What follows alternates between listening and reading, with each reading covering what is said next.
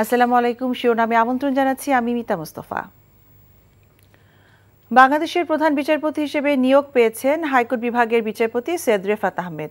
শনিবার রাতে তাকে এই পদে নিয়োগ দেন রাষ্ট্রপতি মোহাম্মদ শাহাবুদ্দিন।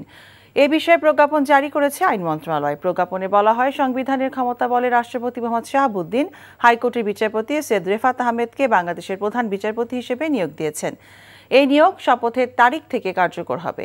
আজ প্রধান বিচারপতি হিসেবে শপথ নেবেন বিচারপতি সৈয়দ রেফাত আহমেদ। দুপুর 12টায় বঙ্গভবনে তাঁকে শপথ বাক্য পাঠ করাবেন রাষ্ট্রপতি মোহাম্মদ শাহাবুদ্দিন। সৈয়দ রেফাত আহমেদ 2003 সালে হাইকোর্ট বিভাগের অতিরিক্ত বিচারপতি হিসেবে নিয়োগ পান। 2005 সালে তিনি হাইকোর্ট বিভাগের বিচারপতি হিসেবে স্থায়ী নিয়োগ লাভ করেন। এদিকে আজ একই সময়ে শপথ নেবেন অন্তর্বর্তীকালীন সরকারের 3 উপদেষ্টা। এরা হলেন সুপ্রদীপ চাকমা, বিধান রঞ্জন রায় এবং ফারুকি আজম। বঙ্গভবনে তাদেরকে শপথ বাক্য পাঠ করাবেন রাষ্ট্রপতি মোহাম্মদ শাহাবুদ্দিন।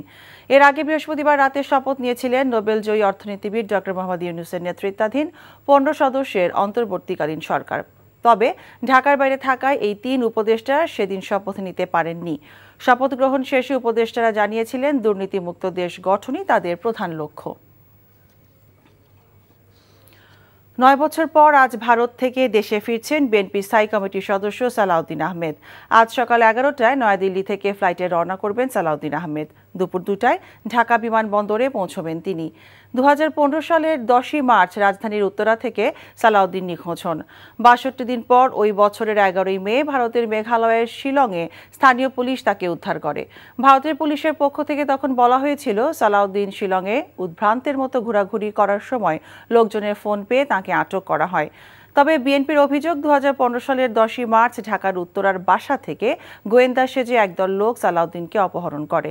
2018 সালের 26শে অক্টোবর শিলংয়ের একটি আদালত তাকে অবৈধ অনুপ্রবেশের অভিযোগ থেকে খালাস দেন। 2023 সালের 28শে ফেব্রুয়ারি উচ্চতর আদালত এই রায় বহাল রাখেন।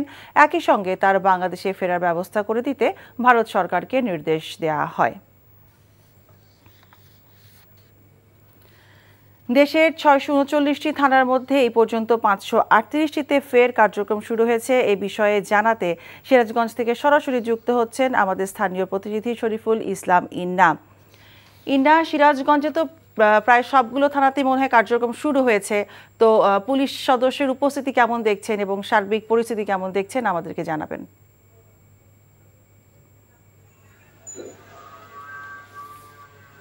যা আসলে বৈষম্য বিরোধী যে আন্দোলন ছিল, সেই আন্দোলনকে কেন্দ্র করে সিরাজগঞ্জের বিভিন্ন থানাতে কিন্তু হামলার ঘটনা ঘটেছিল, যে কারণে কিন্তু এই পুলিশের যে কার্যক্রম ছিল সেটি থানাগুলোতে সেটি বন্ধ ছিল। তো গতকালকে থেকে সিরাজগঞ্জের যে 13টি থানা রয়েছে, 9টি উপজেলায় মোট 12টি থানা রয়েছে সিরাজগঞ্জের জেলার মধ্যে। তো এই 12টি থানার কার্যক্রম গতকালকে থেকে শুরু হয়েছে। তো থানার যে পুলিশ যেগুলোর দায়িত্বে ছিলেন, তারা অনেকে এসেছেন, আর কিছু এখনো পর্যন্ত মানে এখানে এসে উপস্থিত হতে পারেনি। হয়তো আজকের মধ্যে তারা এখানে কর্মস্থলে যোগদান করবেন। তো সিরাজগঞ্জের থানাগুলোতে আপনি জানেন যে সিরাজগঞ্জের যে এনায়েতপুর যে থানাটি রয়েছে, সেই এনায়েতপুর থানায় কিন্তু হামলা করে 13 জন পুলিশ কিন্তু পুলিশকে পিটিয়ে হত্যা করেছিল। তো যে কারণে কিন্তু একটা পুলিশের মধ্যে কিন্তু একটা আতঙ্ক বিরাজ করছে, বিশেষ করে সারা দেশের মধ্যে সিরাজগঞ্জে একমাত্র যে সিরাজগঞ্জের এনায়েতপুর থানায় 13 জন পুলিশকে পিটিয়ে হত্যা করা হয়েছে, যে কারণে একটা আতঙ্ক পুলিশের মধ্যে আছে।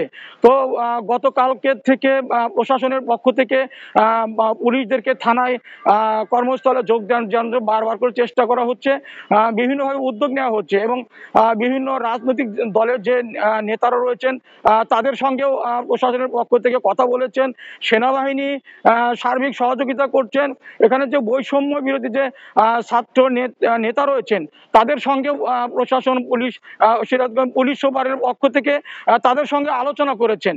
তো সিরাজগঞ্জে 12টি থানা রয়েছে। এই 12টি থানাতে গতকালকে থেকে কার্যক্রম শুরু হয়েছে, এবং সেবা প্রার্থী যারা রয়েছেন তাদেরকে এখন তারা কিন্তু এখানে থানাগুলোতে আসছেন।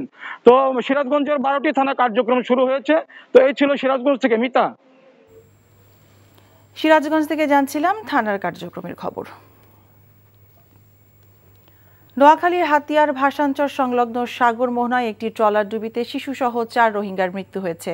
গতকাল সাগর মোহনার ছেড়াখাল এলাকায় এই দুর্ঘটনা ঘটে। কোস্টগার্ড এবং এলাকাবাসী জানান, ভোরে চট্টগ্রামের ফিশারিজ ঘাট থেকে যাত্রী 20 টন চাল এবং 10 টন মালামাল নিয়ে কাঠের ট্রলারটি ছেড়ে যায়, কিন্তু প্রচণ্ড বাতাস ও সাগরের ঢেউয়ে কাঠের ট্রলারটি ঘটনাস্থলে ছিদ্র হয়ে ডুবে যায়।